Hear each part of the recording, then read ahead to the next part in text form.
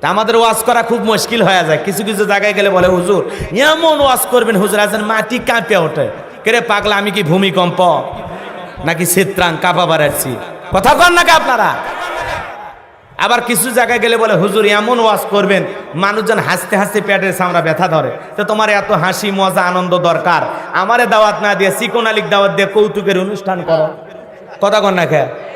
আবার অনেক জায়গায় গেলে বলে হুজুর আজকে এমন ঘটনা, এমন একটা কাহিনী ধরবেন হুজুর মানুষ জানি একটাও না ওঠে। আমি কি শ্রোতার পা ধরে বসে থাকবো?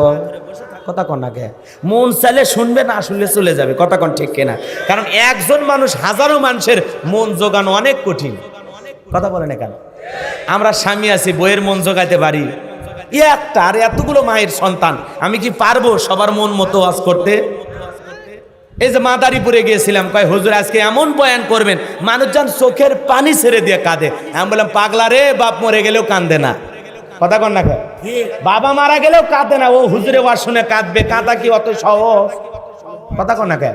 তাহলে মলম সাথে নিয়ে মাহফিল তার সালে